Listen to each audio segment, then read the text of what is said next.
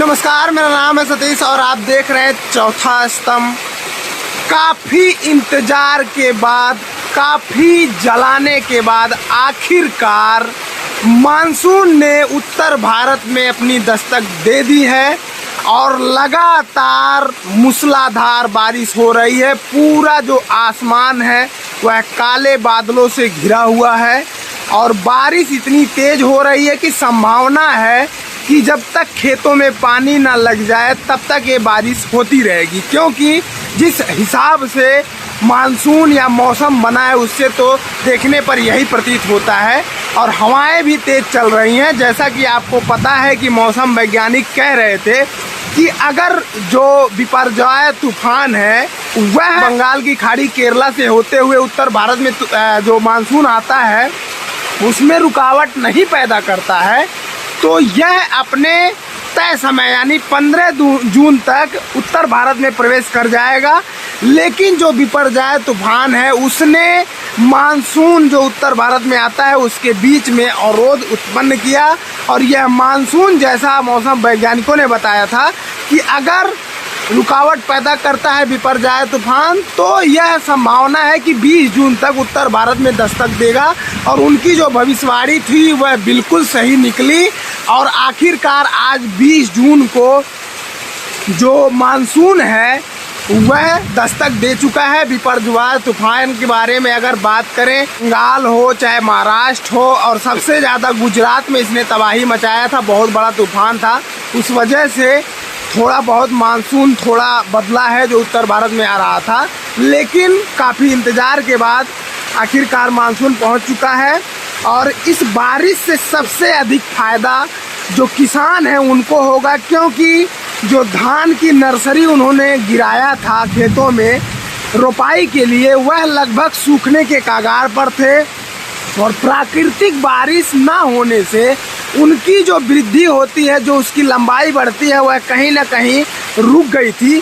क्योंकि बार बार किसान जो है वो पंपिंग सेट या बोरिंग से पानी दे रहे थे, लेकिन ज़मीन का जो पानी होता है उसको बढ़ने में उतना कारगर नहीं होता है जितना कि आसमान से हुई बारिश होती है। आपको बता दें कि बारिश या मानसून ना आने से उत्तर प्रदेश सहित जो भारत के उत्तरी राज्य थे वहाँ पर लगातार जो पारा था 44-45 डिग्री सेल्सियस के करीब था और लोग अपने घरों में लू से बचने के लिए कैद थे। लेकिन इस बारिश के बाद उनको काफ़ी राहत मिलेगी और लोग अपने घरों से निकलकर अब इस खुशनुमा मौसम का मज़ा ले सकेंगे। एक जानकारी और देना चाहूँगा कि पिछले 10 दिनों से यूपी में जो लू चल रहा था उससे आधिकारिक आंकड़ों के अनुसार लगभग 98 लोगों की मौत हुई थी।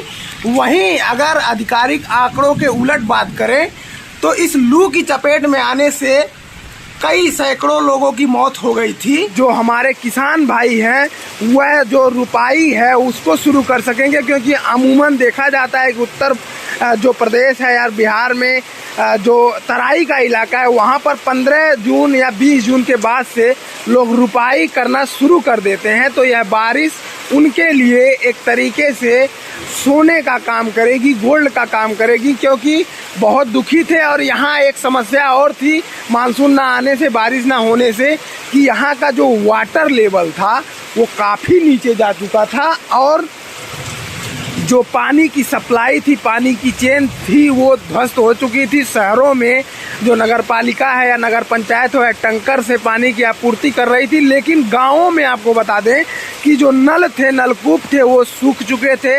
इंडिया मार्क का हैंडपम्प भी सूख चुका था और जो किसानों के बोरिंग थे, बोरवेल थे, वो पूरी तरीके से सूख चुके थे।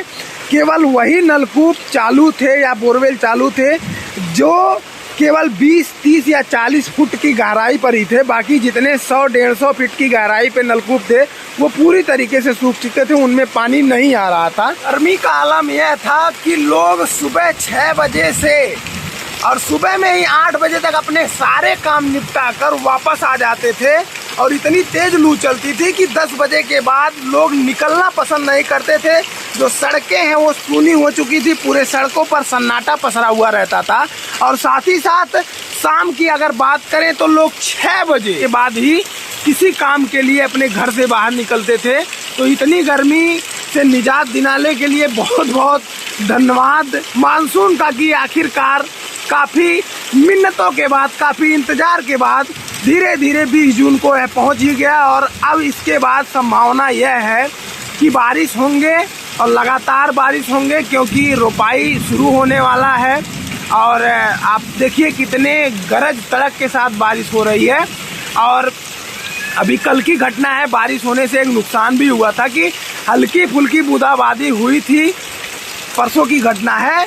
और कुल्हुई थाना क्षेत्र के एक गांव है, वहां पर बढ़ारा करके वहां पर बिजली गिरी थी और एक व्यक्ति की दर्दनाक मौत हुई थी और 3 लोग गंभीर रूप से घायल थे। नुकसान यह है कि मानव कहीं ना कहीं भूल जाता है कि बार बार जो मौसम वैज्ञानिक चेतावनी देते हैं कि जब भी बारिश हो, गरज तड़क हो, तो आप अपने घर से बाहर ना रहें, खासकर बगीचों में ना नजर आएं, क्योंकि जो पेड़ वगैरह होते हैं ऐसा कहा जाता है कि वहाँ अमूमन ज़्यादा बिजली गिरती है।